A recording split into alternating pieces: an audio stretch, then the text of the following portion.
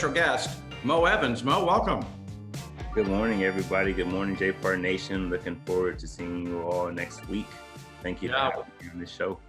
Yeah, we're really excited, and I know we're going to talk a lot about what you're going to be presenting to us next week. But for those that don't know you, Mo, elite athlete at the highest level, MBA. Then you went on to be executive at the Players Association, and now an entrepreneur running a sports agency connecting athletes with endorsement opportunities. Where did your love of basketball begin?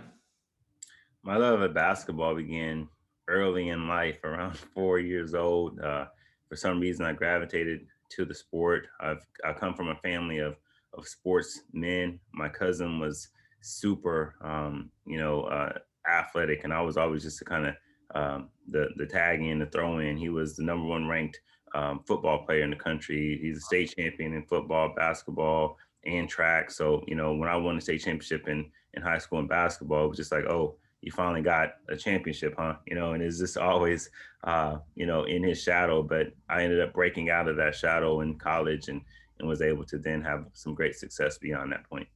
Yeah, that's awesome. And I know I spent a lot of summers in Wichita because that's where my grandmother lived and my dad was born. And we have a brand new JPAR franchise that just started in Wichita. And that's the hometown, right? Yeah, that's the hometown. And, again, Wichita is a great city, a lot of good-hearted Midwestern people. And I'm sure that JPAR will have great success there. It's a really thriving market. And I love to help. I love to help in any way I can in any of these areas. Yeah, no, that's great. Now I think you were kind of known for, your strong athleticism, but also defensive play. Is it important to have a specialty to kind of be a expert in something versus being a generalist? For sure. I mean, anything we do in life, and I'm sure that JPAR Nation can relate to this, you have to have a competitive advantage. And for me, it's interesting that you say that I was known for defense because actually, again, I'm the all-time scoring leader at my high school. In my first 2 years at Wichita State, there's only two other people who scored as many points as I did in my first 2 years. So I was always a scorer. And then even at Texas was a leading scorer there. I was always just an elite scorer, only to come to the NBA and then be made to play a role that, I remember Phil Jackson, the famed Hall of Fame coach of Michael Jordan, Kobe Bryant, and others. I remember him telling me, we love how you score. However, do you think we need your 20, 25 points, or do you think we need Kobe's potentially 70, 80 points? And it kind of made sense when he put it into perspective that I needed to be able to play a role, but that's what also helped me to be so versatile, is that I could stand in the corner and be more effective than other people who were not in the play because I knew how to make a play out of nothing. So that's great for JPAR Nation, just to understand that we have to use our competitive advantages. So that's interesting. As a coach, he helped you see, that you had strengths, but also how your strengths could fit in to help the bigger picture of the team.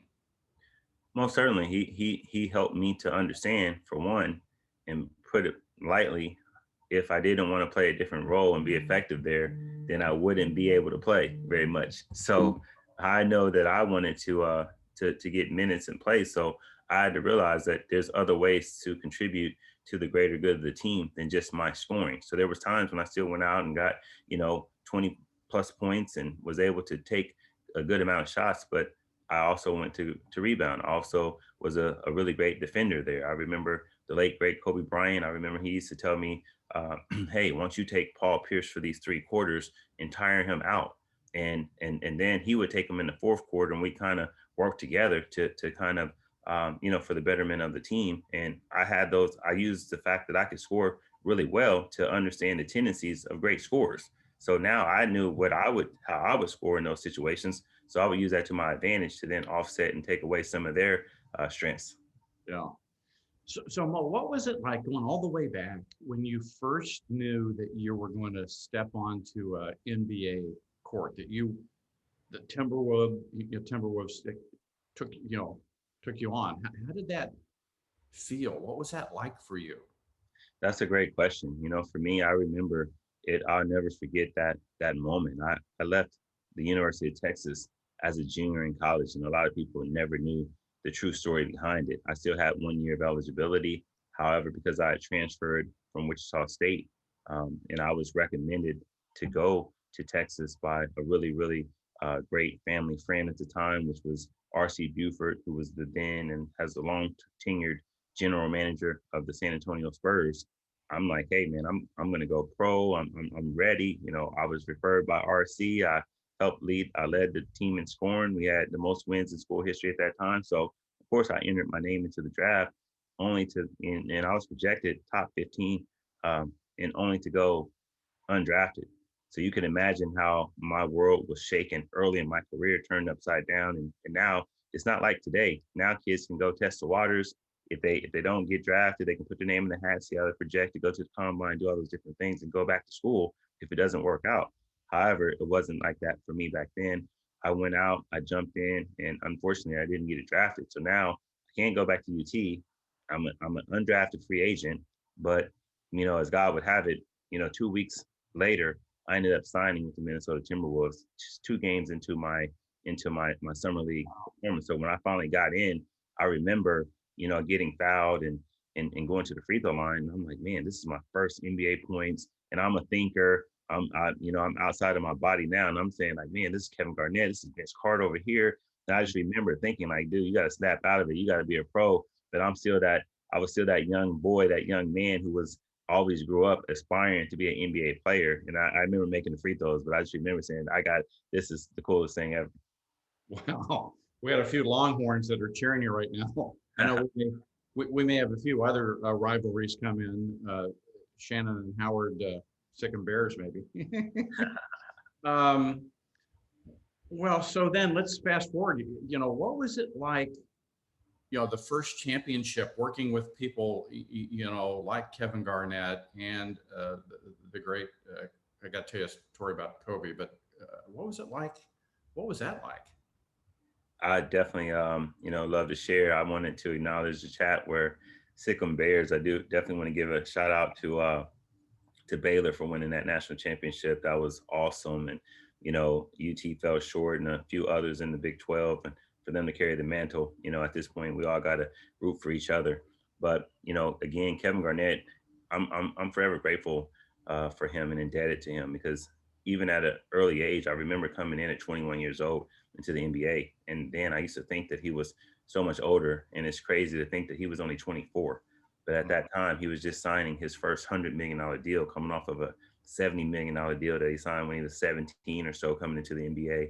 And I remember him having a 14,000 square foot home. I remember him having tons of material assets, but I also remember him being a great ambassador of the game, representing the sport, representing his family, signing autographs, tutoring people, mentoring people. And I was one of those people. In my second year, just in the summer after my first season, I had an apartment there in Minnesota, but he was insistent that I come and live with him so that I could train and get better. And we went to the gym every day. We went and ate great meals. We went and had a great conversation. And that's iron sharpening iron, that him taking me under his wing at such an early age to try to teach me how to be a better professional and understand what it meant to be a pro. Yeah, and I'm so proud, a lot of that flows through the JPAR Nation. I just heard a story of a up and coming team leader who reached out to a very experienced team leader. They were 3 hours apart.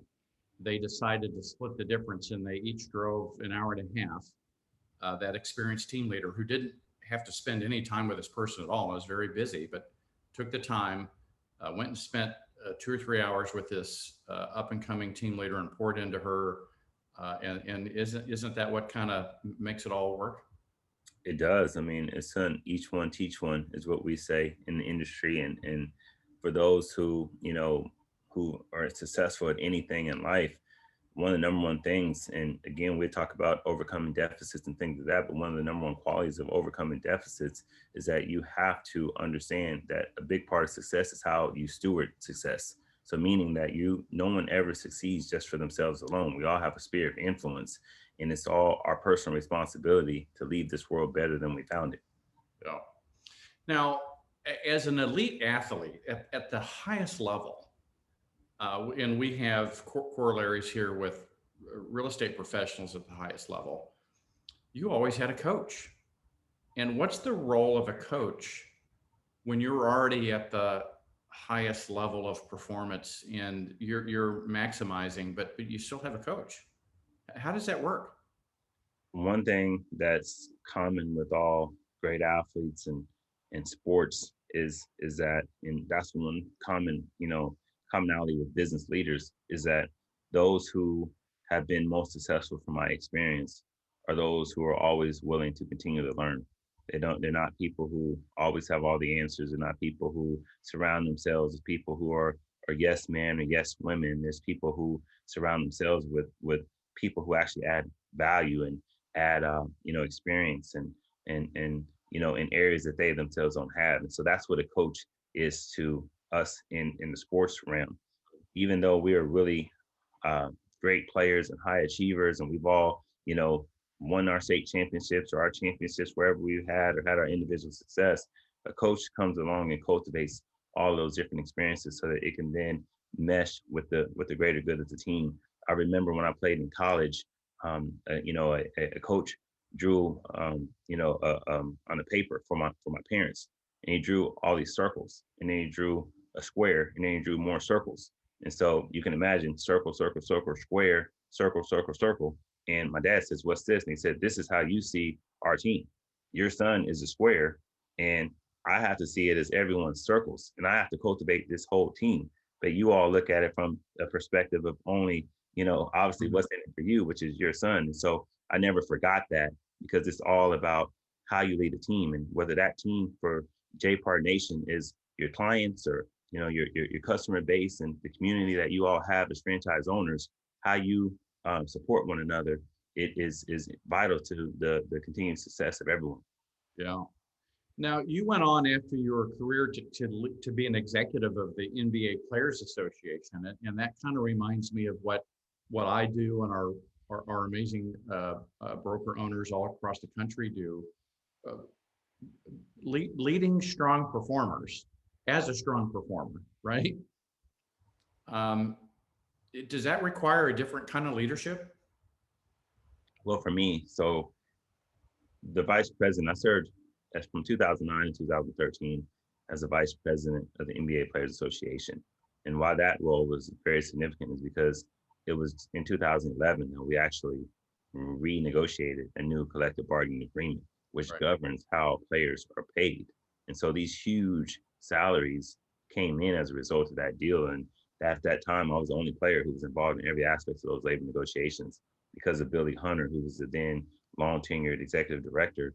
He saw something in me, wanted to cultivate that. And again, it comes back to the mentorship and coaching and things of that nature. So that was invaluable experience for me, not only as an athlete, but also as a businessman.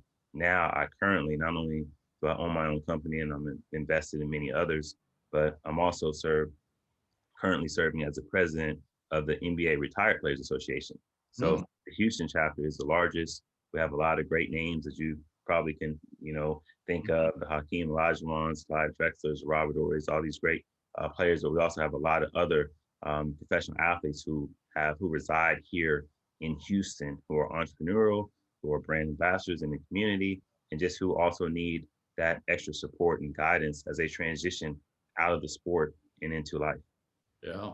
Well, before we give a sneak peek about what we're going to talk about next week as you kick off our mid-year fuel rally, Erica has a question for you. What internal resources did you use when you had a disappointment, when you didn't get drafted the first time, maybe when you lost a game or a major playoff game? How did you turn that around with not only you but your teammates? Sure, that's a great question. Excellent question. The first internal resource that I always use anytime I face a deficit or face a challenge and disappointment in life and adversity is the Word of God. And so for me, I always rely upon the truth. I know that the enemy can never, he's a great deceiver, and the truth will always offset any disappointment, as those are temporary, and we choose how a disappointment is in our lives. Meaning that I always say again, and we'll talk more about this on July 22nd. But either, sometimes you win and other people say you lose. I say sometimes you win, sometimes you learn. So you choose whether it's going to be a loss in your life or whether it's going to be a lesson that you can apply to going to a higher level of your destiny. And so for me, the other thing that I was able to do when I faced, and again, I faced many adversities, just like many of us here on the call and many people in life.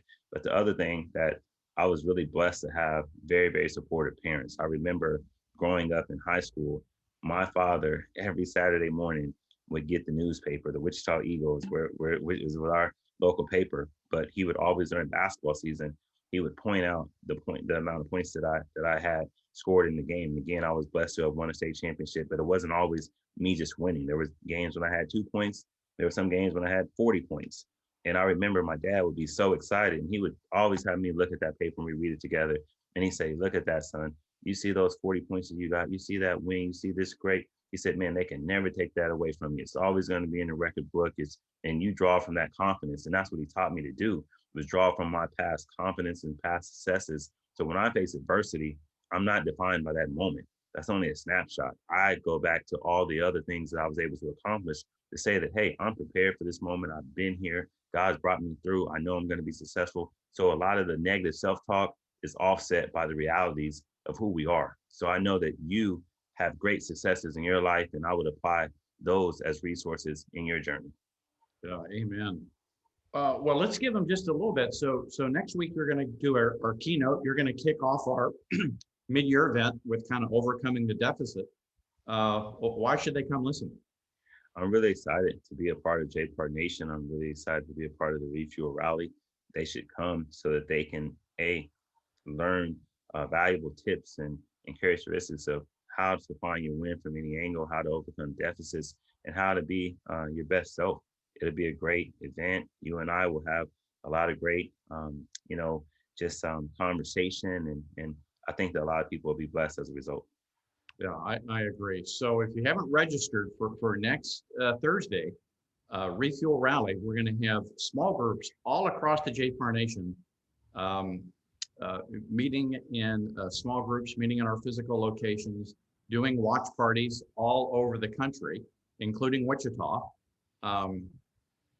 And so if you haven't registered, get registered. If you haven't started a small group to do a watch party, do one. You can do it in our office, do it at your team office, do it at a business partner's office. Just don't do it alone. Just don't do it alone. Iron sharpens iron, and you want to be with someone next week as we go through the sales rally. Well, with that, Mo, any last words of wisdom for anybody? I just hope everybody has a great day, great weekend. May your choices reflect your hopes and not your fears. Take care.